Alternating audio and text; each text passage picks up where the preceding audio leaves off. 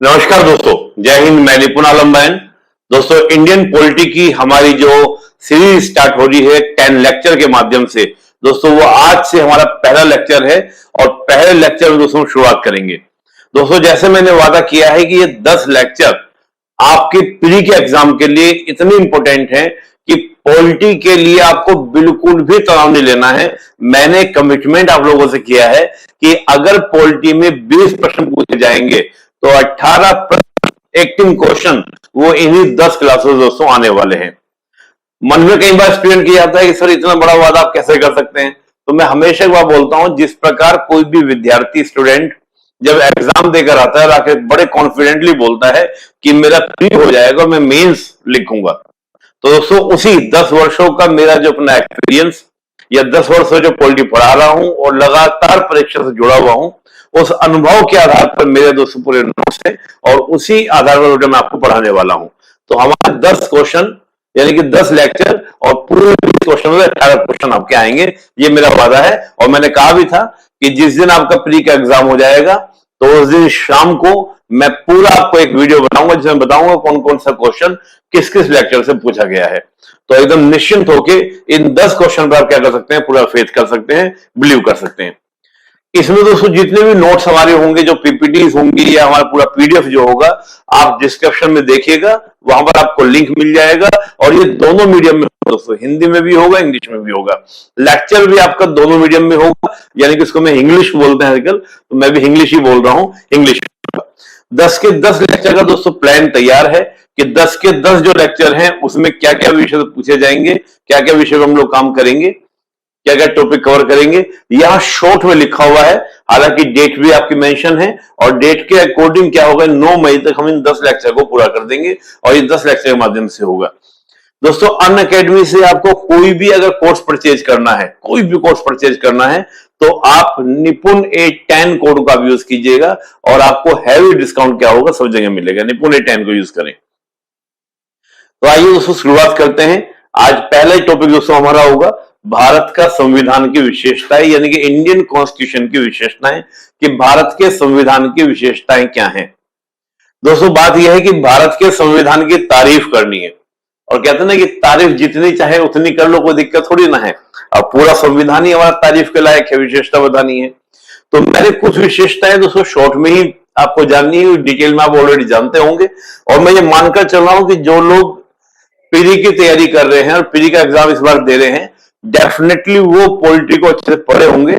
बताऊंगा सारी बातें, लेकिन वो बातें जो इंपॉर्टेंट है, जिनसे प्रश्न पूछे जाने की पूरी पॉसिबिलिटीज रहती हैं, ठीक है ना। तो हम बहुत बड़ा चर्चा, क्योंकि जहां हम लोग 100 से 120 घंटे में पॉलिटी को पढ़ाते हैं, उसको 10 घंटे में कवर करना, that is the challenges for me also, और आपके लिए भी है। तो थोड़ा सा स्पीड भी तेज रहेगी, और जहां जहां जो इंपॉर्टेंट विषय है वहां पर भी। हाँ, अगर आपको कोई विषय ऐसा लगता है, कोई टॉपिक ऐसा लगता है कि हमको डिटेल में बता दीजिए, तो आप कमेंट जो होता है वहां पर आप कीजिएगा कि सर ये टॉपिक थोड़ा सा आप थोड़ा सा डिटेल्स बता दीजिए, मैं आपको डेफिनेटली बताऊंगा।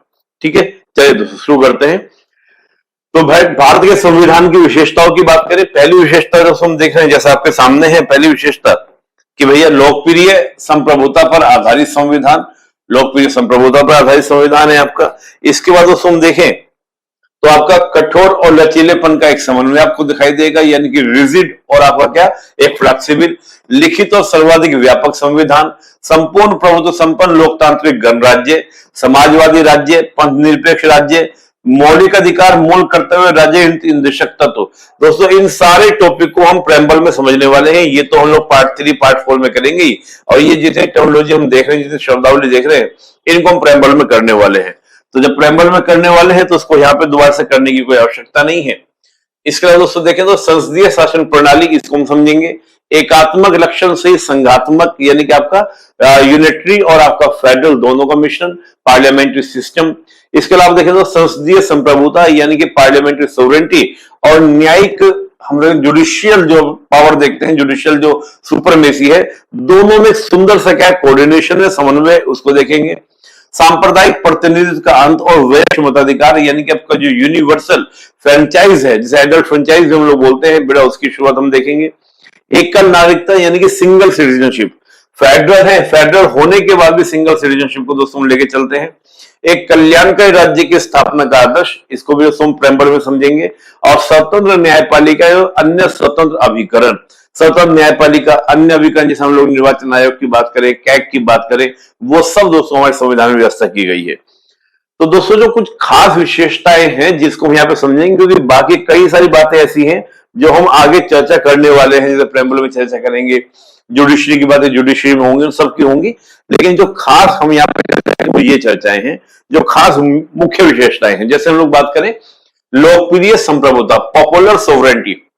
दोस्तों पॉपुलर सोवरेंटी का सिंपल सा अर्थ है कि वह सरकार, वह शासन जो जनता के हित को ध्यान में रखकर कार्य करे, यानी कि जो जनता के वेलफेयर को ध्यान में रखे कार्य करे। तो जनता के हित को अगर ध्यान में रखकर कोई सरकार कार्य करती है तो हम कहेंगे लोकप्रिय संप्रभुता पर आधारित है।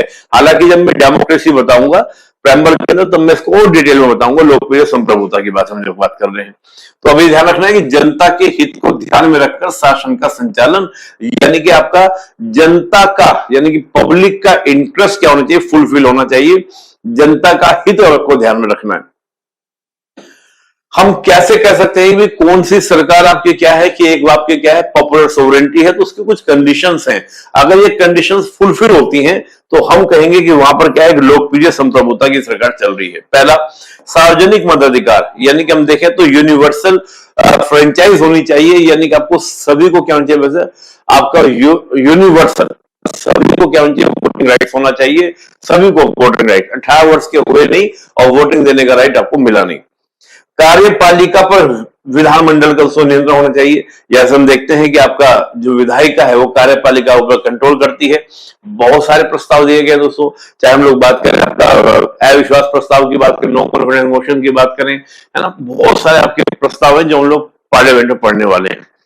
फिर सबका राष्ट्र वित्त पर संसद का नियंत्रण, यानी कि जो आपका पूरे हमारे देश का जो पूरा फाइनेंस है, यानी कि जो पैसा है, उस पैसे के ऊपर किसका, पार्लियामेंट का कंट्रोल है।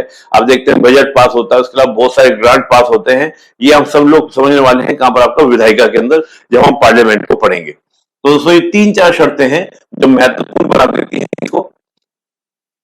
अगला देखिए बेटा, लिखित और सर्वाधिक व्यापक संविधान, लॉन्गेस्ट एंड रिटन कॉन्स्टिट्यूशन। जब दोस्तों लॉन्गेस्ट एंड रिटन कॉन्स्टिट्यूशन को देखते हैं तो हम देखें अमेरिका के संविधान में केवल 7 आर्टिकल्स हैं, कनाडा के संविधान में ओनली 147, ऑस्ट्रेलिया 128 और साउथ अफ्रीका में 253।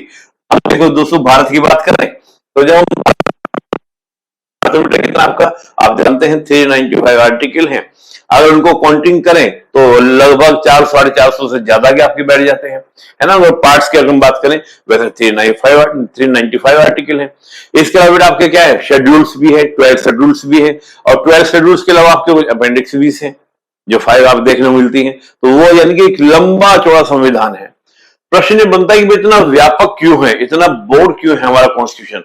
इसका सिंपल सर दोस्तों ये है कि हमने हमारे जो कॉन्स्टिट्यूशन फ्रेमर थे, यानी कि संविधान निर्माता थे, वो भविष्य के ऊपर छोड़ना नहीं चाहते थे। उनकी सोच ये थी कि जो भी जितना संभव हो सके उन सब बातों को उसमें डाल दें, ताकि भविष्य में, फ्यूचर में ऐसा ना हो कि पार्लियामेंट कंफ्यूज हो, जनता कंफ्यूज हो, और पार्लियामेंट को पहले से क्या कर दो, एक बाउंड्री के अंदर रख दो, इस बाउंड्री के अंदर आपको रख के काम करना है।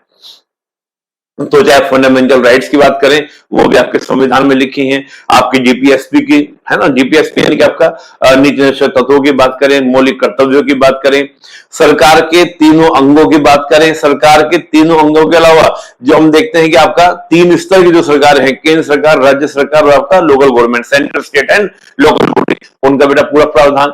उसके अलावा देखिए आपका जो माइनॉरिटीज को लेकर प्रोविजन पूरे दिए गए हैं, बैकवर्ड क्लासेस को लेकर पूरे प्रोविजन दिए गए हैं, इलेक्शन के प्रोविजन दिए गए हैं, इमरजेंसी के प्रोविजन दिए गए हैं। तो यानी कि फुल डिटेल के मतलब यानी कि सेंटर, स्टेट और लोकल बॉडी, इनका पूरा प्रावधान, इनके बीच रिलेशन, और तीनों प्रकार की जो हमारी गवर्नमेंट में देखते हैं, तीन आपके क्या होते हैं, टाइप होते हैं, तीन प्रकार होते हैं, है ना, तीन प्रकार के तीन अंग होते हैं। तो तीनों पार्ट्स का, यानी कि आपका एग्जीक्यूटिव की बात करें, आपका लेजिस्लेचर की बात करें, आपका जुडिशरी की बात करें, उनके बारे में, उनके बीच में रिलेशन क्या होगा उसके बारे में तमाम तरह का पूरा प्रोविजन दोस्तों है। इसके अलावा स्टेट और सिटीजन के बीच में क्या रिलेशन होगा वो भी दोस्तों कॉन्स्टिट्यूशन दिया गया है। तो जाहिर सी बात है, अपना भी लंबा संविधान हो जाना है, बड़ा संविधान हो जाना है। तो दोस्तों ये अल्पसंख्यकों और अनुसूचित जातियों जनजातीय क्षेत्रों के प्रावधान इसके अंदर दोस्तों दिए गए हैं। इसके अलावा संघात्मक संविधान है, संघ और राज्य का एक ही संविधान। अमेरिका में देखते हैं तो वहां पर दोस्तों सेंटर का संविधान अलग है और 50 के 50 स्टेट का संविधान अलग है। हमारे यहाँ पर क्या एक ही कॉन्स्टिट्यूशन, जाहिर सी बड़ा होना था। संकटकालीन इमरजेंसी प्रोविजन बेटा आपको देखने को मिलेंगे हमारे संविधान के अंदर। कोई तनाव नहीं है, नागरिकता, भाषा, चुनाव, लोक सेवा, संविदा, अभियोग आदि के प्रावधान आपको देखने को मिलेंगे। यानी कि आपका पूरा बेटा इंग्लिश में देखते रहिएगा तो आज यहाँ सामने लिखा हुआ है आपके मौलिक अधिकार, फंडामेंटल राइट्स, डीपी यानी कि आपका डीपीएसपी, निदेशक तत्व, वकीलों की अधिकता, यानी कि बात बढ़ा जाता है कि जो भाई लोअर जो थे वो क्या बहुत ज्यादा बेटा क्या थे, उनकी बहुत ज्यादा क्या थी, अधिकता थी, बहुत ज्यादा संख्या में थे। तो जैसे बात है जब वकील संख्या में होते हैं तो बेटा अपने अकॉर्डिंग चीजों को बताने का ज्यादा प्रयास करते हैं, अपने अकॉर्डिंग ज्यादा, यानी कि बहुत सारी चीजें क्या थी उसके अंदर डिटेल उन्होंने क्या की डाली, जिससे क्या हो दोस्तों, जिससे क्या हो कि कभी फ्यूचर में बेटा दिक्कत ना हो। तो वकील क्या करते हैं, हर छोटी छोटी बातों को ध्यान रखते हैं और ये एक अच्छी बात है, अच्छी चीजें हैं जो वकीलों ने किया। यानी कि वकीलों को दिक्कत थी तो वकीलों ने छोटी छोटी बात को भी ध्यान में रखा और उसको क्या किया उसके अंदर डाला, ताकि भविष्य में कोई किसी तरह की कानून की कमी का लाभ ना उठा सके। संसदीय शासन प्रणाली, पार्लियामेंट्री सिस्टम। तो जब संसदीय शासन प्रणाली की हम दोस्तों बात करें, संसदीय शासन प्रणाली की, देखिए दोस्तों, राष्ट्रपति संवैधानिक अध्यक्ष और वास्तविक शक्ति मंत्रिमंडल में नहीं थे, ये पार्लियामेंट्री सिस्टम है दोस्तों। यानी कि आप देखें प्रेसिडेंट जो है वो कॉन्स्टिट्यूशनली हेड तो है, यानी कि हेड ऑफ द स्टेट तो है, लेकिन जो रियल पावर है यानी कि हेड ऑफ जो गवर्नमेंट है वो मंत्रिपरिषद और साथ में आपके प्रधानमंत्री जी हैं। ये हमारा पार्लियामेंट्री सिस्टम है। मंत्रिमंडल संसद के प्रति उत्तरदायी है, यानी कि हम देखें जो हमारा पूरा मंत्रिपरिषद है, यानी कि जो कैबिनेट है या पूरा आपका जो पूरी मंत्रिपरिषद है वो किसके प्रति आपकी क्या रिस्पॉन्सिबल है, पार्लियामेंट के प्रति रिस्पॉन्सिबल है। 1919-1935 के भारतीय शासन अधिनियम में संसदीय शासन का अनुभव था बेटा। ध्यान दीजिएगा कि हम 1919 का अपना एक्ट देखें, 1935 का हम अपना एक्ट देखें, तो यहां पर दोस्तों जब हम देखते हैं तो आपको देखने को यह मिलेगा कि यहाँ पूरा का पूरा बेटा क्या था, भारतीय शासन दोनों अधिनियम में पार्लियामेंट्री सिस्टम को बेटा क्या शामिल किया गया था। तो ये भी एक वजह है कि हमने पार्लियामेंट्री सिस्टम को क्या क्या अडॉप्ट किया। विधायिका और कार्यपालिका में बेटा क्या है, कोऑर्डिनेशन आपको देखने को मिलेगा, यानी कि लेजिस्लेचर और आपका एग्जीक्यूटिव के अंदर आपको क्या है, कोऑर्डिनेशन, सुंदर सा कोऑर्डिनेशन आपको देखने को मिलेगा। अब बेटा अध्यक्ष शासन प्रणाली में बेटा क्या हो कि ये भी मैं बात करूं, लेकिन पहले ये समझिए विधायिका, कार्यपालिका और समन्वय।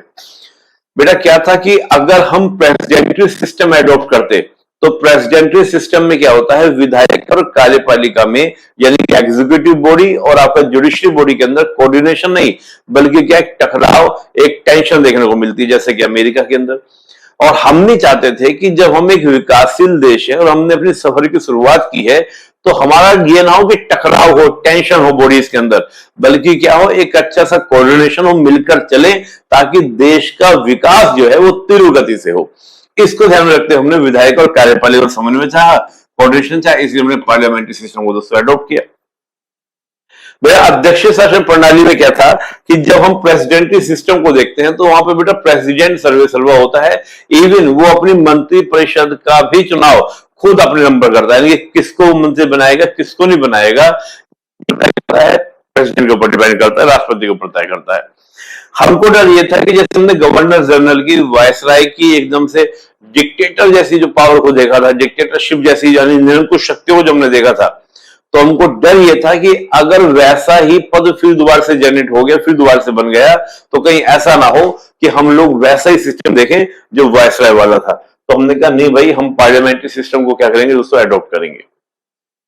मेरा सबसे ये महत्वपूर्ण है, सबसे इंपॉर्टेंट है, क्योंकि यहाँ पे काफी कंफ्यूजन रहता है दोस्तों। एकात्मक लक्षणों के सही संघात्मक शासन, यानी कि federal government with unitary characteristics. दोस्तों अगर हम अमेरिका को देखते हैं तो अमेरिका एक फेडरल है, यूके जो है बेटा एक यूनिटरी है। जब इंडिया को देखते हैं तो फेडरल प्लस यूनिटरी, मतलब यानी क्या, एक संघात्मक के साथ एकात्मक। दोस्तों अगर फेडरल की बात करें और यूनिटरी की बात करें, सिंपल सा मतलब है, ज्यादा तनाव लेना नहीं है। जहां पर शक्तियों का दोस्तों क्या हो, केंद्रीकरण हो, शक्तियों का केंद्रीकरण, शक्तियों का केंद्रीकरण। शक्तियों का बेटा केंद्रीकरण का अर्थ ये है कि सेंट्रलाइजेशन ऑफ द पावर, यानी कि जहां पर क्या हो, शक्तियों का क्या हो, पूरा सेंट्रलाइजेशन हो। और यहां दोस्तों क्या, डिसेंट्रलाइजेशन ऑफ द पावर, यानी कि शक्तियों का क्या हो दोस्तों, आपका विकेंद्रीकरण हो, डिसेंट्रलाइजेशन हो। शक्तियां एक के पास ना हो, शक्तियां बटी हो। और शक्तियां कहां बटी होगी दोस्तों, आपका सेंटर और स्टेट के बीच में, सेंटर और स्टेट के बीच में। और यहां दोस्तों आपका सेंटर और स्टेट के बीच में कोई शक्ति नहीं, सेंटर जो कहेगा वही क्या करेंगे, यहां पर स्टेट करेंगे। मेनली दोस्तों यहां पर जब हम देखते हैं यूनिटरी में आपको स्टेट जैसा कॉन्सेप्ट देखने को मिलता है, यहाँ प्रोविंस आपको देखने को मिलेंगे।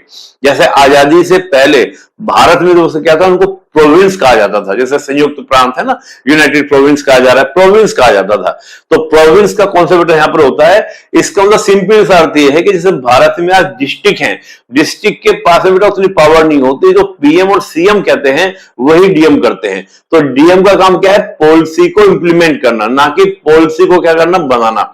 तो यहां पे हम देखेंगे सेंटर पॉलिसी बनाएगा, जो प्रोविंस है यानी कि जो सेंटर के अंडर जो इकाई है, यूनिट्स हैं, वो क्या करते हैं, उस पॉलिसी को क्या करती है, इंप्लीमेंट करती हैं। अब दोस्तों जहां पर एक ही जगह से बेटा आपका क्या बनेंगे, लो बनेंगे, तो वहां पर आपको क्या देखने को मिलेगा, एकदम आपको पूरे देश के अंदर लो एक सा देखने को मिलेगा। लेकिन यहां पर आप देखेंगे तो आपको क्या मिलेगा, पूरे देश के अंदर लो अलग अलग होगा। अब डिवीजन ऑफ पावर होगा, शक्तियों का बंटवारा होगा, तो बेटा संविधान की जरूरत पड़ेगी, कॉन्स्टिट्यूशन लिखा पड़ी होगी। लेकिन यहां पर बेटा क्या है, जब पावर ही एक जगह सेंट्रलाइज है, बंटवारा नहीं है, पार्टीशन नहीं है, जो वो कहते वही होगा, तो बेटा संविधान के लिखने की भी आवश्यकता नहीं है। इसका नाम देखें, यहाँ पर क्या है, आपका अनरिटन कॉन्स्टिट्यूशन है, यहाँ पर क्या आपका रिटन कॉन्स्टिट्यूशन है। और दोस्तों जब हम यहाँ पे बात कर रहे हैं कि आपका अनरिटन कॉन्स्टिट्यूशन है, तो बेटा वहां पर आपको जुडिशरी की आवश्यकता नहीं है। जुडिशरी का काम क्या है, संविधान की रक्षा करना मेनली काम। यहां पर जुडिशरी की आवश्यकता होगी, बिल्कुल होगी और स्ट्रांग होगी। बेटा हम भारत के बारे में बात करते हैं, तो भारत ने कुछ गुण लिए फेडरल वाले, कुछ लिए यूनिटरी वाले। वैसे अगर बेसिकली देखें तो हम फेडरल हैं, लेकिन अकॉर्डिंग टू कंडीशन हम यूनिटरी में ज्यादा स्ट्रांग हो जाते हैं। पर अगर हम कॉन्स्टिट्यूशन में दोस्तों देखते हैं, तो कॉन्स्टिट्यूशन में बहुत सारे फीचर्स ऐसे हैं जो हम लगातार यूनिटरी और फेडरल दोनों को लेकर चल रहे हैं, लेकिन इमरजेंसी के दौरान पूर्ण रूप से यूनिटरी में चेंज हो जाते हैं, इमरजेंसी के दौरान, अन्यथा हम पूर्ण रूप से। तो बेटा आइए देखते हैं बेटा भारत के कौन कौन से हैं फेडरल और कौन कौन से आपके यूनिटरी, भारत को देख लेते हैं।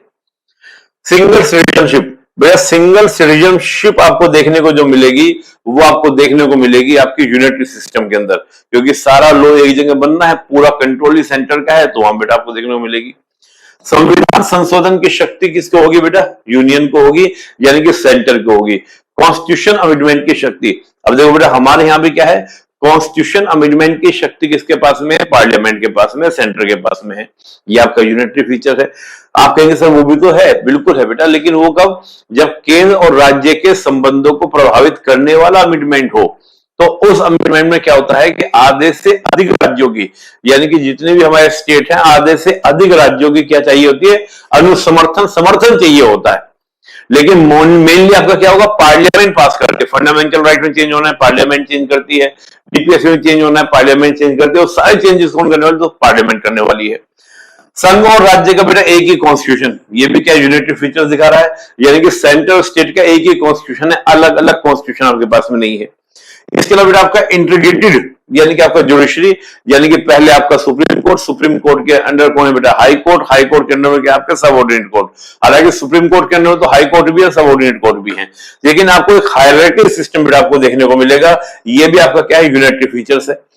संसद राज्यों की सीमाओं में परिवर्तन में समर्थ है, यानी कि पार्लियामेंट के पास में बेटा ये पावर है कि वो स्टेट की जो बाउंड्रीज हैं, और बाउंड्रीज को क्या कर सकती है, चेंज कर सकती है। यानी कि स्टेट के दो पार्ट्स कर सकती है, दो स्टेट को मिला के एक कर सकती है, स्टेट को यूटी बना सकती है। ये पूरी पावर किसके पास है बेटा, पार्लियामेंट के पास में है।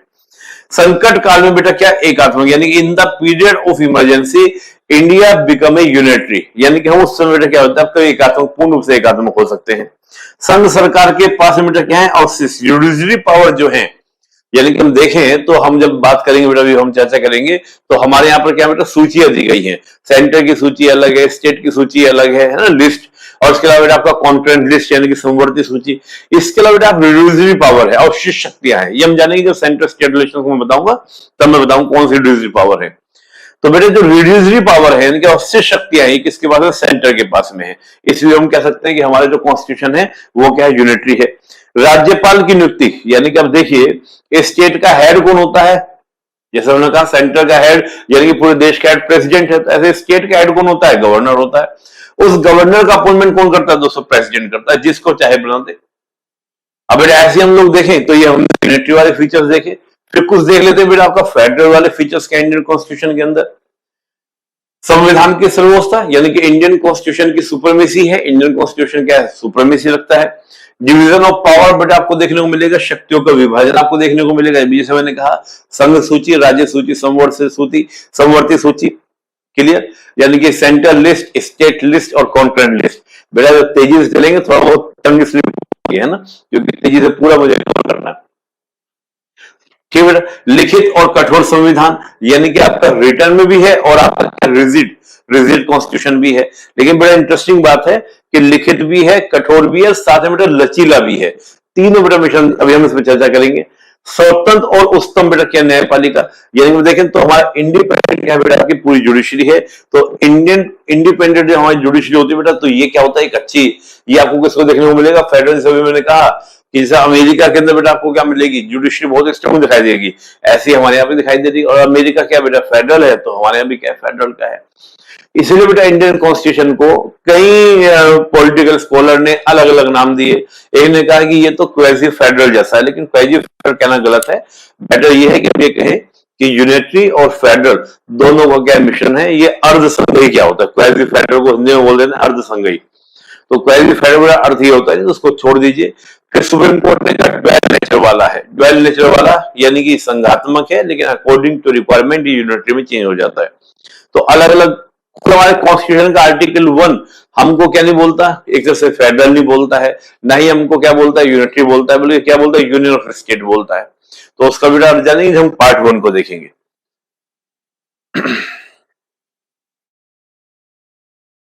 बेटा देखें, हम लोग देखें संपूर्णता और न्यायिक सर्वोच्चता क्या है आपका? एक सुंदर सा क्या बेटा आपको संश्लेषण देखने को मिलेगा, यानी कि आपका पार्लियामेंट्री और आपको हम देखें तो जुडिशियल सुपरमेसी के अंदर बेटा आपको देखने को मिलेगा। क्या बेटा हम ब्रिटेन की अगर बात करें, ब्रिटेन की अगर बात करते हैं और इंडिया की बात करते हैं, तीनों बेटा अंतर देखने समझ प्रयास कीजिएगा कि पार्लियामेंट द्वारा कोई भी कानून अगर बनता है तो बेटा न्यायपालिका में चुनौती नहीं दी जा सकती। यानी कि वहां बेटा क्या है? पार्लियामेंट क्या है? ब्रिटेन के बारे में कहा जाता है कि पार्लियामेंट स्त्री को पुरुष, पुरुष को स्त्री, बालक को मतलब चाइल्ड को एडल्ट और एडल्ट को चाइल्ड, स्त्री पुरुष को तो चीज। अब तो भारतीय लोगों को इस बात को लेकर, लेकिन ब्रिटेन में क्या कहा जा रहा है? ब्रिटेन की पार्लियामेंट सब कुछ कर सकती है। ये तो बेटा अभी हाल में वहां पे चेंजेस हुए 2010 में, नहीं तो पहले तो क्या था बेटा? जो सुप्रीम कोर्ट था वो पार्लियामेंट के अंदर ही था, और जो पार्लियामेंट के अंदर जो आपके लॉर्ड होते थे, यानी कि जो हम देखें लोक सभा में 9 लॉर्ड को नियुक्त कर दिया जाता था। 9 लॉर्ड क्या होते थे? वहां के सुप्रीम कोर्ट हुआ करते थे। अब 2010 से बेटा सिस्टम चेंज हुआ है, तो वहां पर बेटा आपको जुडिशरी बहुत ताकतवर देखने को मिलेगी। पार्लियामेंट की क्या है? सुपरमेसी। अमेरिका हम देखें तो जुडिशियल रिव्यू का राइट इतना सख्त है अमेरिका में, हमारे यहाँ पर बेटा उतना सख्त नहीं है, उतना स्ट्रांग नहीं है। वहां पर बेटा क्या बहुत ही ज्यादा क्या आपको स्ट्रांग देखने को मिलेगा, बहुत ज्यादा क्या आपको बहुत ताकतवर देखने को मिलेगा। जैसे मैं बात करूं आपको अमेरिका में बेटा, एक तो कॉन्स्टिट्यूशन अमेंडमेंट होना बहुत आसान नहीं है, क्योंकि अमेरिका में जब आपकी जो वो आपका कांग्रेस है, वहां पर इसको पार्लियामेंट, जो हमारे पार्लियामेंट बोलते हैं, अमेरिका में कांग्रेस बोलते हैं। कांग्रेस किसी बिल को पास करती है और वो भी हैवी मेजोरिटी से, उसके बाद वो बिल जाता है सभी राज्यों के पास, और वहां पर बेटा हमारे यहाँ तो 1/2 स्टेट है, वहां 3/4 स्टेट है, और 3/4 स्टेट भी अगर उस बिल को पास कर दे, उसके बाद दोस्तों जुडिशरी उसका रिव्यू करती है, और जुडिशरी रिव्यू करके अगर उस लॉ को, जो बना लॉ है या जो भी आपका अमेंडमेंट हुआ है, उसको नल एंड वॉइड कर दे, तो दोस्तों नल एंड वॉइड है, यानी कि इतनी हैवी मेजोरिटी से पास होने के बाद भी जुडिशरी वहां पर क्या कर देती है? रद्द कर देती है, कैंसिल कर देती है। और साथ ही क्या है? एक बार अगर कैंसिल कर दिया तो 7 साल तक वो बिल दोबारा नहीं आएगा। लेकिन इंडिया में बेटा ऐसा नहीं है, हमारे यहाँ पे पार्लियामेंट जो है जब लॉ पास करती है, पार्लियामेंट कोई भी लॉ पास करेगी तो बेटा वो कहीं ना कहीं जनता की इच्छा को क्या करती है, प्रदर्शित करती है कि जनता क्या चाहती है। भाई सिंपल सी बात है, संसद के अंदर चुने हुए जितने भी आपके मेंबर ऑफ पार्लियामेंट है वो सब बेटा जनता के द्वारा चुने हुए हैं, सीधे तो उन्हीं के द्वारा, जनता के द्वारा चुने गए हैं। कार्यपालिका तो हम चुनते नहीं सीधे, कार्यपालिका तो क्या होती है, विधायिका से ही निकलती है। वो बात अलग है कि हमको पता होता है कि भाई हम इनको वोट दे रहे हैं तो उसका मतलब कौन होगा, ये प्रधानमंत्री बनेंगे, वो बात अलग है। लेकिन हम जनता क्या करती है बेटा, विधायिका को यानी कि पार्लियामेंट को चूज करती है। और पार्लियामेंट जब भी कोई लॉ बनाती है तो इसका मतलब ये है कि वो जनता की जो डिजायर्स है, जनता की जो इच्छा है उसको फुलफिल कर रही है। सिंपल सा बेटा अर्थ ये हुआ। न्यायपालिका संविधान के रक्षक होने के नाते उसका जुडिशियल रिव्यू करती है। अब न्यायपालिका बेटा क्या करती है कि न्यायपालिका कहती है कि भाई हम संविधान की रक्षा करेंगे, हम कॉन्स्टिट्यूशन की रक्षा करेंगे, उसके बेस पर क्या करती है, जुडिशियल रिव्यू करती है। लेकिन इंटरेस्टिंग बात है कि अगर नल वोइड कर भी दे तो ऐसा नहीं कि पार्लियामेंट दोबारा उस बिल को पास नहीं कर सकती, दोबारा भी पास कर सकती है। दोबारा भी, जैसे यहाँ पर क्या था, बिल्कुल कंट्रोल था कि 7 साल तक दोबारा नहीं करना है, लेकिन यहाँ पे बेटा दोबारा भी कर सकती है। तो ये एक आपस में क्या, दोनों में एक कोऑर्डिनेशन की तरह से बात कह लीजिए, या एक कोऑर्डिनेशन भी नहीं कहेंगे बल्कि एक संश्लेषण कहेंगे, यानी कि सिंथेसिस प्रक्रिया को हम बोल सकते हैं कि दोनों के बीच में एक बेहतरीन तरीके से कार्य को चलाया गया है। तो बहुत ज्यादा रिजिड भी नहीं जैसा अमेरिका में है, बहुत ज्यादा क्या है एकदम से दोनों के बीच में अलगाव भी नहीं जैसा आपका ब्रिटेन के अंदर है। बेटा इस बात को और अच्छे से आप समझेंगे सेपरेशन ऑफ पावर के अंदर, शक्ति का पृथक्करण। अगर हम शक्ति के पृथक्करण की बेटा बात करते हैं तो शक्ति का पृथक्करण ज्यादा मजबूती से आपको देखने को मिलेगा एक प्रेसिडेंटरी सिस्टम के अंदर, अध्यक्षात्मक व्यवस्था के अंदर। हालांकि शक्ति पृथक्करण का सिद्धांत भारत में दिया गया है, भारत में भी लिया गया है। हालांकि ये बात जरूर है कि कॉन्स्टिट्यूशन में आर्टिकल 50 के अलावा कहीं भी स्पष्ट रूप से नहीं लिखा है। और बेटा क्या है कि केवल कार्यपालिका, न्यायपालिका, एग्जीक्यूटिव और जुडिशरी के बीच में सेपरेशन ऑफ पावर लिखा है, बाकी और कहीं भी विधायिका और न्यायपालिका के बीच में कहीं नहीं लिखा। लेकिन बहुत सारे आर्टिकल्स हैं जो इस बारे में बेटा क्या करते हैं, आपको बताते हैं कि भाई यहाँ पर हम क्या करेंगे, यहाँ पर हम क्या करेंगे, दोनों के बीच में एक डिवीजन या दोनों में एक सेपरेशन लेकर चलेंगे। बेटा जो हम लोग बात करते हैं separation of power, separation of power जो है बेटा, इसका सिंपल सा अर्थ ये है कि जो पावर है, पावर के सेंट्रलाइजेशन को रोकना। तीनों ही बॉडी में कोई भी बॉडी ऐसी ना हो जो बहुत ज्यादा क्या हो जाए, स्ट्रांग हो जाए। ये बेटा जो सिद्धांत है सेपरेशन ऑफ पावर का, इसको मॉन्टेस्क्यू ने दिया, तो जो फ्रांसीसी विचारक थे, लेकिन यूएसए ने बेटा इसको पहली बार अपनाया। तो जैसे ही उसको यूएसए ने अपनाया तो ये बेटा क्या हुआ, आपका जो आपका प्रेसिडेंटरी सिस्टम है उसकी क्या बन गया, कैरेक्टरिस्टिक बन गया, उसकी एक विशेषता बन गया।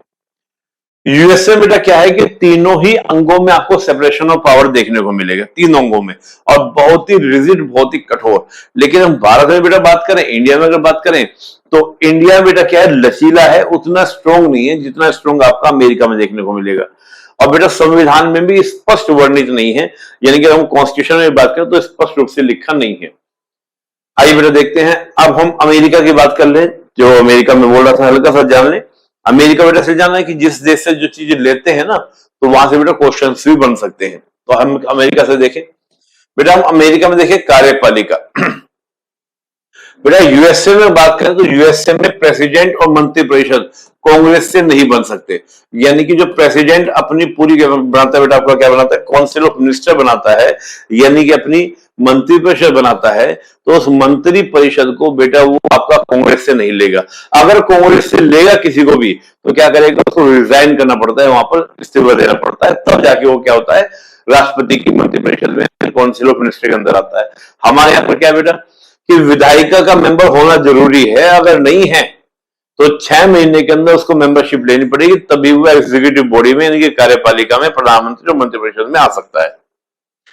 अगर बेटा देखें विधायिका की बात करें, प्रेसिडेंट कांग्रेस को भंग नहीं कर सकते, प्रेसिडेंट को ये पावर नहीं होती, वो कांग्रेस को क्या कर दे, भंग कर दे। बेटा वहां पे कांग्रेस का मतलब है यानी कि वहां की पार्लियामेंट, अमेरिका की कांग्रेस, अमेरिका की पार्लियामेंट को भंग करने का राइट बेटा नहीं है। हमारे यहाँ पर है कि पीएम जो है जब चाहे पार्लियामेंट को बेटा क्या कर सकते हैं, डिसॉल्व कर सकते हैं, यानी कि भंग कर सकते हैं। कांग्रेस बेटा जो है प्रेसिडेंट पर अविश्वास प्रस्ताव, नो कॉन्फिडेंस मोशन नहीं ला सकती, हमारे यहाँ पर ला सकती है। वहां क्यों नहीं ला सकती बेटा, क्योंकि प्रेसिडेंट की बेटा पूरी मंत्रिपरिषद है ही नहीं कांग्रेस से। हाँ प्रेसिडेंट को हटा सकती है लेकिन और बेसिस के ऊपर, है ना, महाभियोग चला सकती है, इंपीचमेंट ला सकती है, लेकिन नो कॉन्फिडेंस मोशन नहीं ला सकती।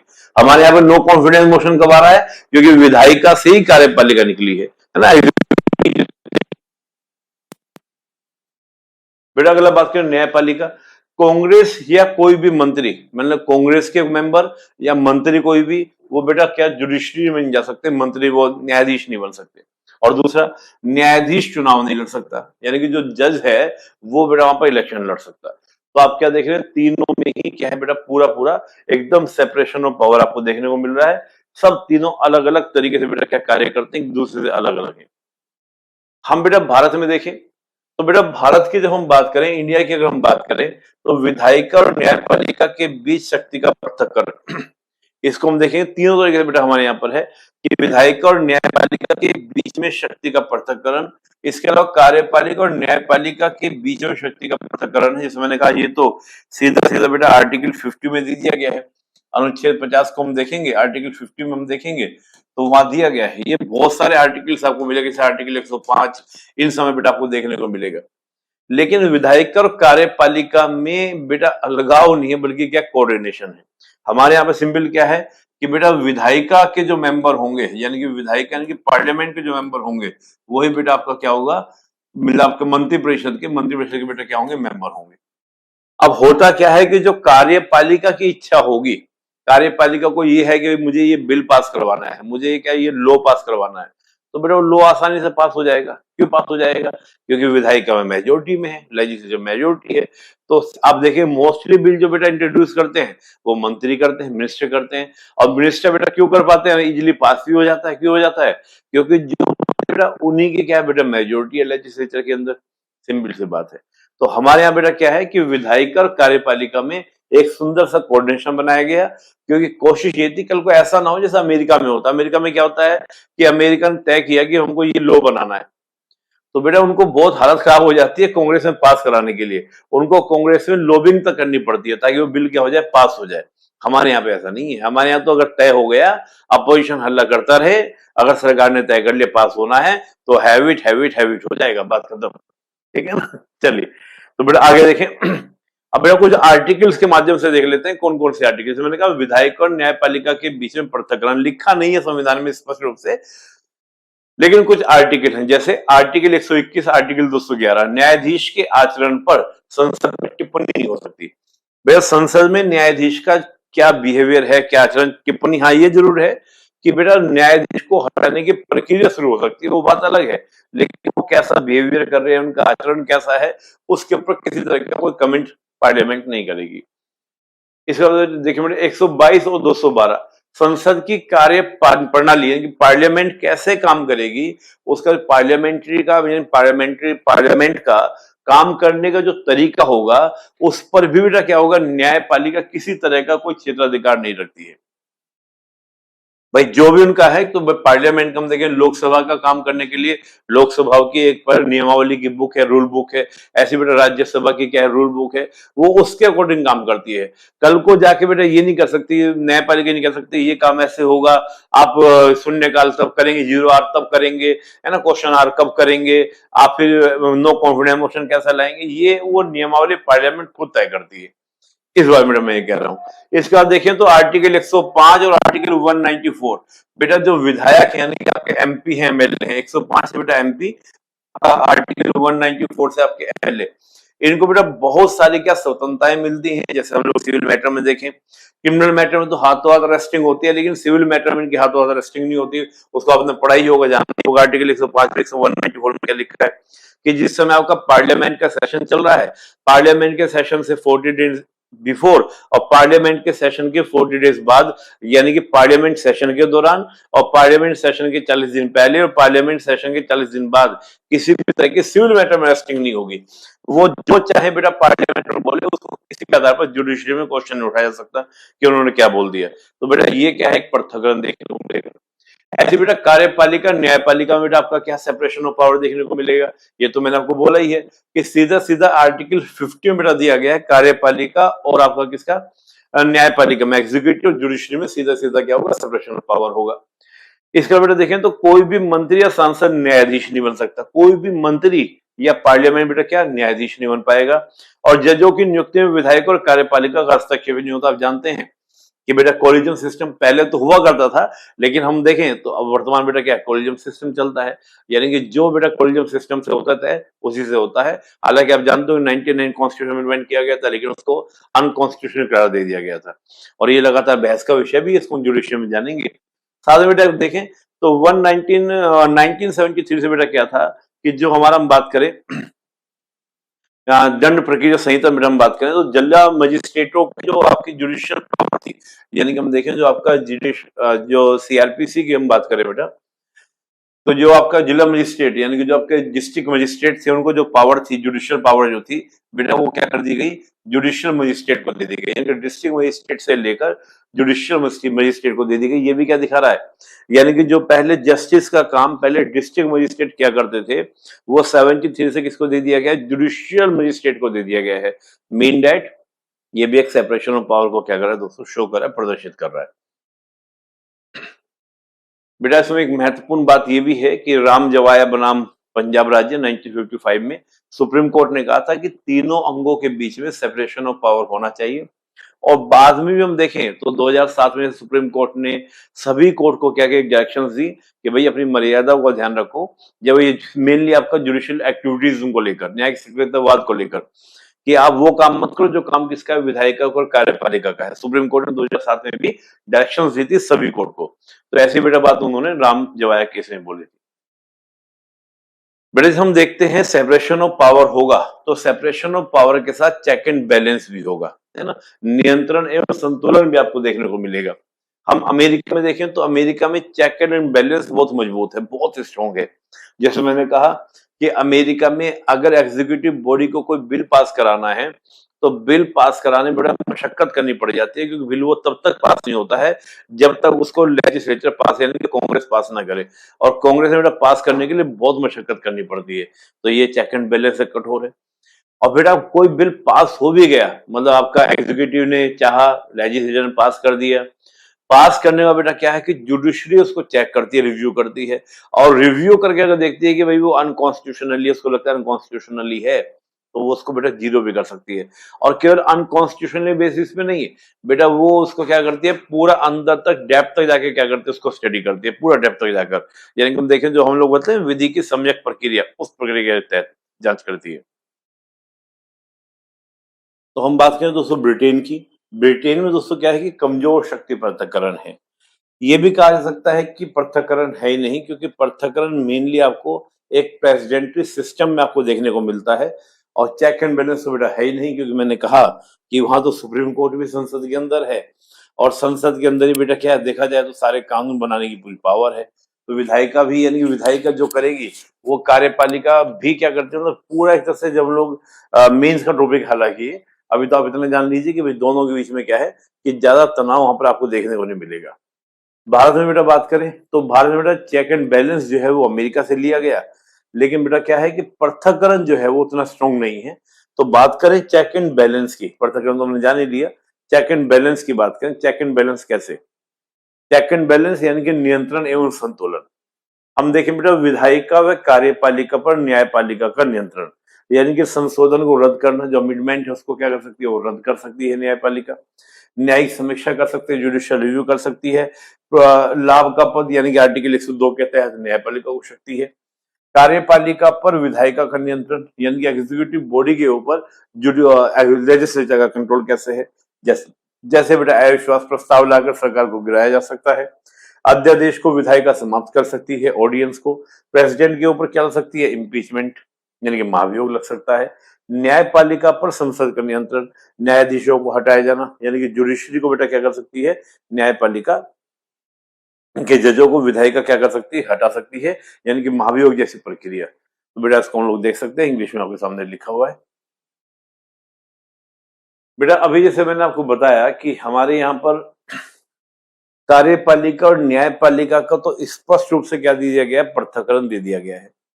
विधायिका और न्यायपालिका के बीच में एक समन्वय सा दिखाई देता है। हालांकि जैसे हम देखते हैं कि भाई संसद कोई कानून पास करेगी तो न्यायपालिका उसको जांच करके उसको रद्द कर सकती है। तो एक टकराव दिखता है, लेकिन फिर भी एक कोऑर्डिनेशन के तरीके से काम किया जाता है। तो हमको दिखता है विधायिका और न्यायपालिका में एक संश्लेषण, एक सिंथेसिस देखने को मिलता है। पर सबसे कमाल की बात है कि विधायिका और कार्यपालिका में अच्छा कोऑर्डिनेशन है, क्योंकि इसलिए कोऑर्डिनेशन है कि कार्यपालिका में वही है जो विधायिका में मेजोरिटी में है। और हमारे यहाँ कंडीशन है कि अगर कोई मंत्री बन भी जाता है, अगर वो विधायिका का मेंबर नहीं है, तो 6 महीने के अंदर उसको मेंबर बनना पड़ेगा। तो सिंपल सी बात, मंत्री बनने की कार्यपालिका में आने कंडीशन क्या है? विधायिका मेजोरिटी में होना।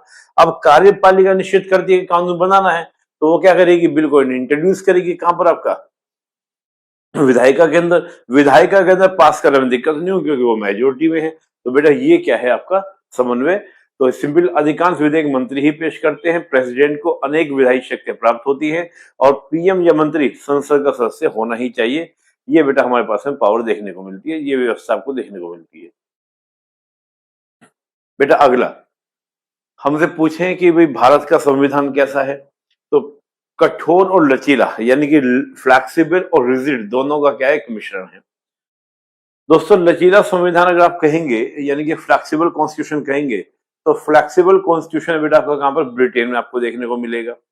और आपका अगर हम रिजिड कॉन्स्टिट्यूशन कहेंगे, तो बेटा वो देखने को मिलेगा आपको कहां पर? अमेरिका के अंदर।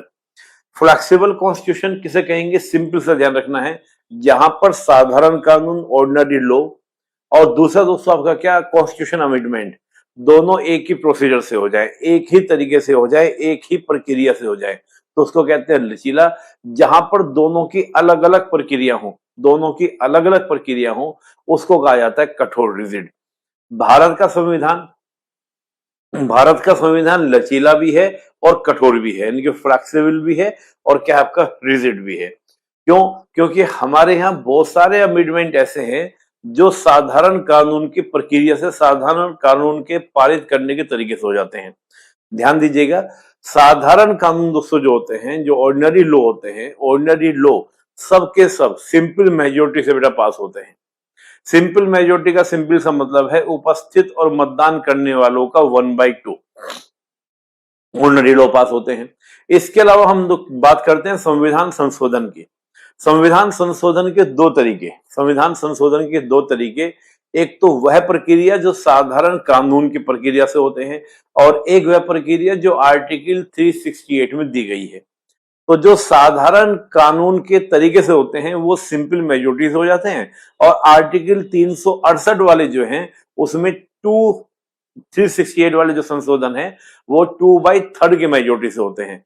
इस व्याप पर हम कह सकते हैं कि हमारे साधारण कानून और संविधान संशोधन दोनों अलग अलग तरीके से हो रहे हैं, तो कठोर।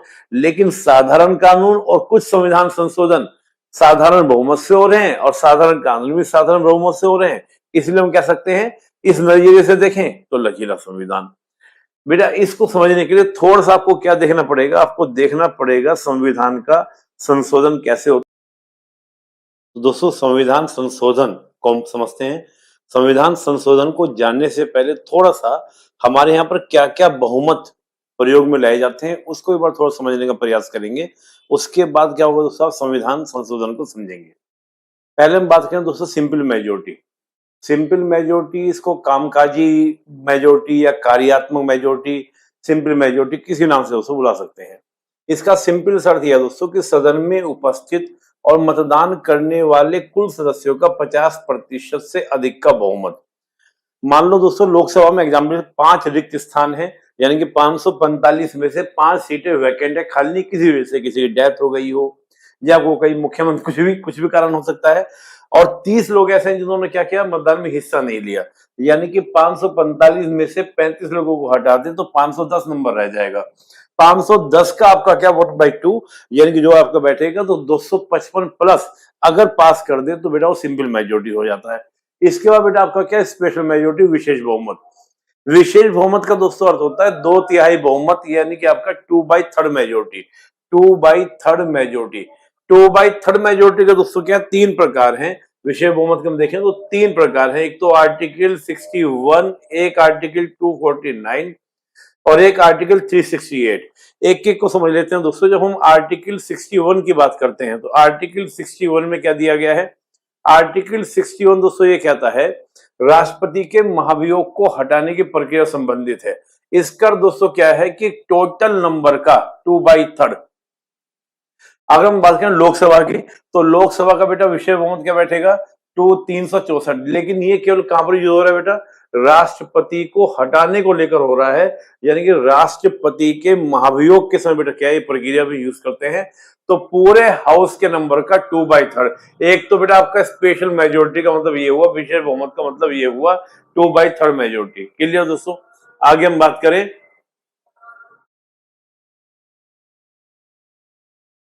तो दोस्तों हम बात करें फिर 249 के तहत बात करें तो विशेष बहुमत, विशेष मेजोरिटी। तो 249 तरीके बेटा कैसे होता है कि विशेष बहुमत उपस्थित और मतदान करने वाले सदस्यों का 2/3 मेजोरिटी। ये हम देख रहे हैं कहां पर दोस्तों, ये हम देख रहे हैं जब राज्यसभा के द्वारा बेटा क्या था, आपको पता भी होगा कि राज्यसभा किसी भी राज्य सूची के विषय पर कानून बनाने की शक्ति पार्लियामेंट को दे सकती है। उस संदर्भ में बेटा इसका प्रयोग किया जाता है। इसका सिंपल सा है, राज्यसभा के प्रस्ताव को पारित करने के लिए किया जाता है जो संसद की राज्य सूची के विषय पर कानून बनाने का अधिकार देता है। तो उपस्थित और मतदान में से 245 मान लो है, 5 सीटें मान लो वैकेंट हैं, तो 240 में से जब वोटिंग का समय आया 10 लोग वॉकआउट कर गए, तो 230, तो 230 का 2/3 यानी कि 230 का 2/3 230 का 2/3 उसको बेटा इसका अंदर रखेंगे। तो 230 का 2/3 इस कैटेगरी अंदर दोस्तों रखा जाएगा। नेक्स्ट हम बात करें बेटा, इसके अलावा आपका एक और आपका रह जाता है इसमें, वो क्या होता है दोस्तों आपका 368 के तहत। जब आर्टिकल 368 के तहत 2/3 मेजोरिटी यानी कि विशेष बहुमत को जब यूज किया जाता है, तो उसमें दोस्तों 2 कंडीशन होती हैं। पहले तो सदन की कुल सदस्य संख्या का 50% से बिल पास होना ही होना चाहिए। ये निश्चित है कि सदन की संख्या का 50% से अधिक से पारित होने होना चाहिए। और दूसरा, उपस्थित और मतदान करने वालों का 2/3 मेजोरिटी दोस्तों होनी चाहिए। इसका अर्थ ये हुआ, जैसे हम बात करें लोकसभा का 545 इंटू 1/2 यानी कि 273 प्लस, ये तो पहली कंडीशन होगी, इससे तो पास होने होना चाहिए। और दूसरी कंडीशन सेम दोस्तों वही कि मतलब 5 लोग मान लो वैकेंट हैं और 30 लोग मतदान में हिस्सा नहीं लिया, तो 510, तो 510 का 2/3 इससे बेटा पारित होना चाहिए। इसमें गजब की बात यह है कि जो ये सेकंड नंबर से जो निकल कर आएगा वो हमेशा पहले नंबर से ज्यादा होना चाहिए, यानी कि सेकंड नंबर का पहले वाले नंबर से ज्यादा होना चाहिए, तब ये क्या होगा दोस्तों, पारित होगा। तो ये 3 प्रकार के क्या होते हैं आपके यहाँ विशेष बहुमत होते हैं, इनकी स्पेशल मेजोरिटी होती है। इसके बाद दोस्तों आपका होता है पूर्ण बहुमत। पूर्ण बहुमत का सीधा सीधा अर्थ है कि पूरे हाउस के नंबर का 1/2 से अधिक। जब सरकार बनाने के लिए, जब इनके गवर्नमेंट का निर्माण करना है, तो आपको यही नंबर चाहिए होता है। तो 545 का 50%। लोक राज्यसभा की बात करें तो 245 का 50%। इसके अलावा दोस्तों क्या होता है आपका प्रभावी बहुमत। प्रभावी बहुमत का मतलब ये होता है कि संसद के सदन की प्रभावी शक्ति के 50% से अधिक का बहुमत। हम प्रभावी शक्ति का मतलब ये है कि सदन के सभी तत्कालीन सदस्य अर्थात सदन की कुल संख्या में से अगर हम रिक्त और अनुपस्थित सीटों को घटा दें तो बेटा वो नंबर रह जाता है आपका। जैसे हम बात करें 545, लोकसभा का मान लें हम बात करें बेटा 545, तो 545 की जब हमने बेटा बात करी तो 545 मान लो 5 सीटें क्या आपकी वैकेंट हैं, यानी कि खाली पड़ी, किसी वजह से खाली हो सकती है। मान लीजिए कोई मुख्यमंत्री बन जाता है या राज्य में चला जाता है या डेथ हो जाती है या कोई और वजह सेवा दे दे, तो 540, तो बेटा इस 540 से लिया जाता है 540 से 50%, यानी कि वही बात 540 का 1/2। इसका प्रयोग बेटा कहां पर होता है, प्रभावी बहुमत का, इफेक्टिव बहुमत का, आर्टिकल 67 में, आर्टिकल 94 में, आर्टिकल बेटा 179 में, इन सब आर्टिकल में इसी बहुमत का क्या होता है, प्रयोग होता है, यूज किया जाता है। भारत में बेटा संवैधानिक संशोधन, जैसे अभी मैंने आपको कहा कि संवैधानिक संशोधन दोस्तों 2 तरह के हुए। एक तो होते हैं आर्टिकल 368 के अलावा और एक होता है आपका आर्टिकल 368 से। इसको अगर हम समझने के लिए दोस्तों ऐसे समझ सकते हैं इसको हम लोग, अगर मैं इसको सिंपल बेटा आपको बता दूं तो इसको हम सिंपल तरीके से देख सकते हैं, जान सकते हैं, बहुत सिंपल तरीके से समझ सकते हैं कि आर्टिकल यानी संशोधन की अगर हम बात करें, अमेंडमेंट की बात करें, तो बेटा एक तो 368 का 2/3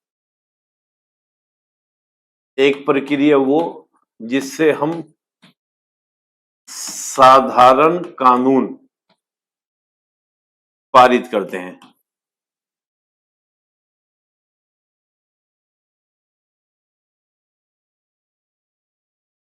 करने की प्रक्रिया के समान, यानी कि जो हम ऑर्डिनरी लॉ पास करते हैं, ऑर्डिनरी लॉ के पास करने का जो प्रोसीजर होता है, सेम उसी तरीके से इसको हम लोग दोस्तों सिंपल मेजोरिटी से पास करते हैं। Simple majority, simple majority. और दूसरा तरीका बेटा जो आर्टिकल 368 में दिया गया है, 368 में दिया गया है। 368 में दोस्तों ऐसे चेंजेस हैं जिसमें केवल पार्लियामेंट की जरूरत पड़ती है, स्टेट्स की जरूरत नहीं पड़ती। जैसे आपका फंडामेंटल राइट्स में चेंज करना है, जैसे आपका डीपीएसपी में चेंज करना है, ये सब बेटा चेंजेस आपके पार्लियामेंट के क्या कर देंगे, 2/3 मेजोरिटी, जो मैंने 368 बताया था।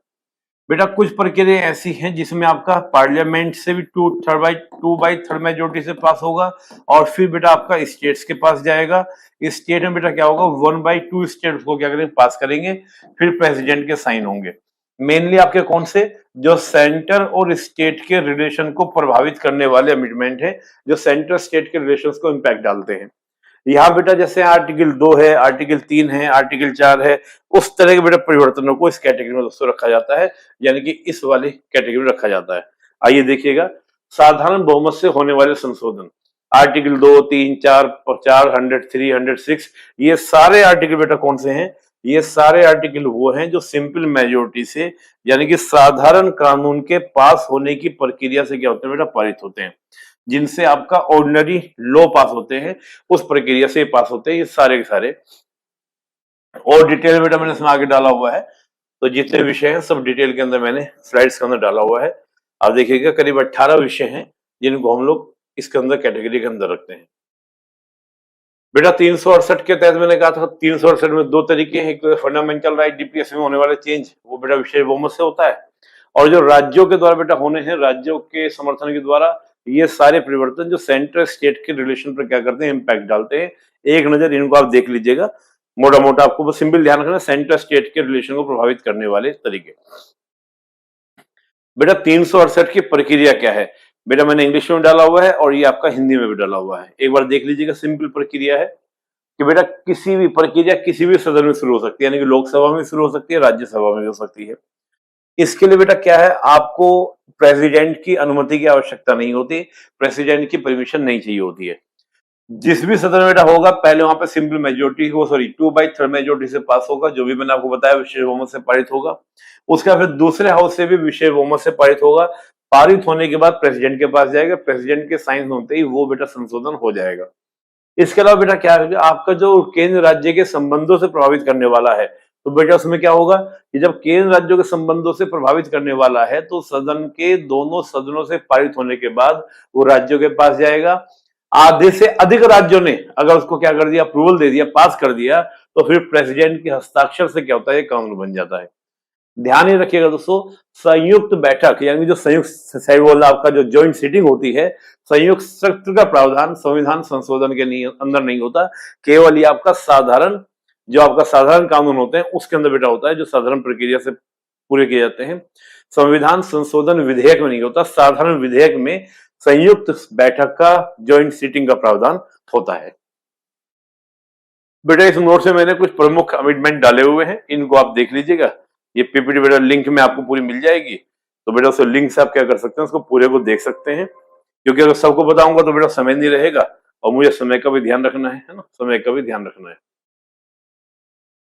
इसमें बेटा ये आपका कॉन्स्टिट्यूएंट असेंबली, हम संविधान सभा की बात करें, संविधान सभा बेटा on the base of the fact, सारा फैक्ट्स है इसके अंदर, और फैक्ट्स को बेटा आप देख लीजिएगा। मैं इसको पूरी पीपीटी इसकी डाल दूंगा, क्योंकि फैक्ट्स में बताने वाली बातें नहीं है, बस थोड़ा सा देख लीजिएगा कि कब संविधान सभा की मांग पहली बार हुई है ना, सभी चीजें मैंने कौन कौन से देखा गया।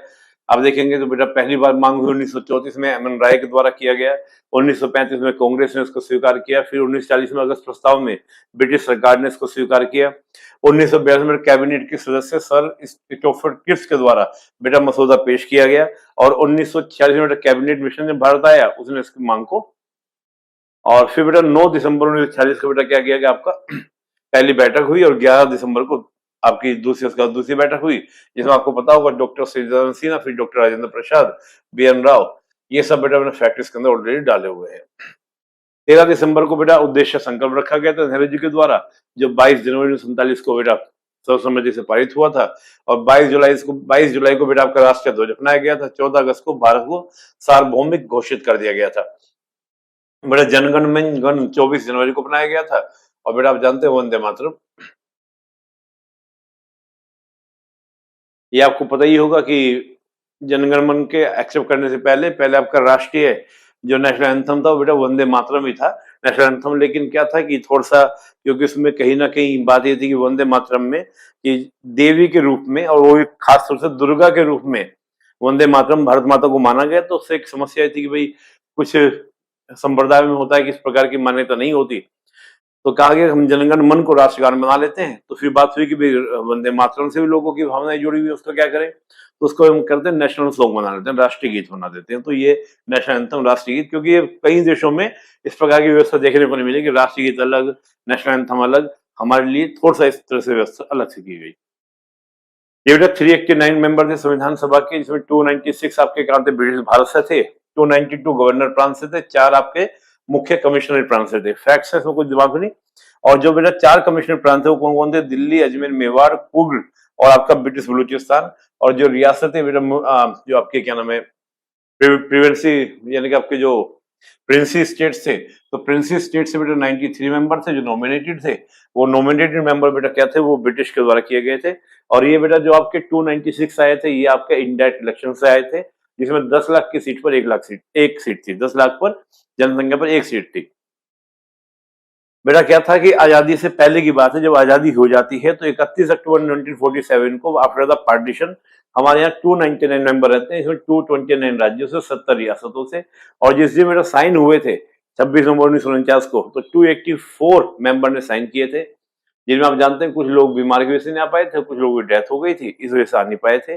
और इन 284 मेंबर में 8 महिलाएं थी बेटा, ये मैंने और इसमें फैक्ट्स डाले हुए हैं कि कौन कौन सी सरकार बनी थी।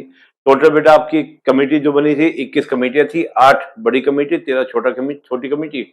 इनमें बेटा एक ड्राफ्टिंग कमेटी थी। ड्राफ्टिंग कमेटी के लिए मैंने एक फॉर्मूला भी मैं आपको बता देता हूँ, ऐसी याद करने के लिए कोड है, बाकी आप अपने हिसाब से बना सकते हैं।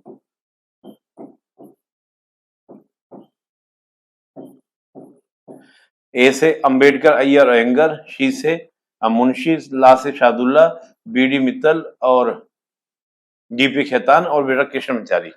तो ये कुछ नाम थे, ऐसे मैंने कोड बनाया हुआ है, आप इसको देख सकते हैं, याद कर लीजिए फैक्ट से। बेटा जो छोटी समिति है उनके अध्यक्ष कौन कौन है वो मैंने इसमें डाला हुआ है कि उनके चेयरपर्सन कौन कौन रहे। जो बड़ी समितियां हैं उनके बारे में बेटा डाला हुआ है, और कुछ फैक्ट्स हैं इससे रिलेटेड, आप चीजों को देख सकते हैं। ये मैं आपको डाल दूंगा बेटा, इसमें से आप देख लीजिएगा।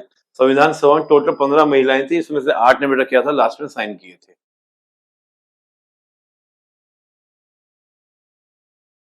कॉन्स्टिट्यूशन डेवलपमेंट, संवैधानिक विकास। देखो बेटा संवैधानिक विकास अपने आप में बहुत बड़ा चैप्टर है, बहुत लंबा समय से बेटा लग जाता है, और मेरे पास क्या समय का अभाव है, क्योंकि हमने 1 घंटे का टारगेट रखा है। तो आप ध्यान रखिएगा संवैधानिक विकास का अगर आपको लेक्चर देखना है, क्योंकि इसको कई बार मैं देखा बहुत कंफ्यूजन रहता है बच्चों को, तो इसको डिटेल में आपको समझना चाहिए।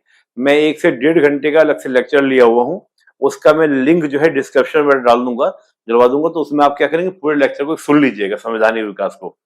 ध्यान रखिएगा बस 2-3 आपको ज्यादा ध्यान रखने हैं। 1909 का आपको ध्यान रखना है ज्यादा अच्छे से, 1909 का, 1919 का और 1935 का, ये 3 बेटा आपको विशेष रूप से क्या करने हैं, ध्यान रखने हैं।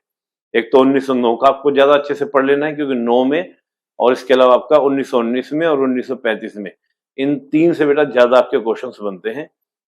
और बाकी डिटेल से बेटा मैंने, आप लिंक में चले जाइएगा, तो लिंक में मैं इसका पूरा डाल दूंगा 1 घंटे का लेक्चर।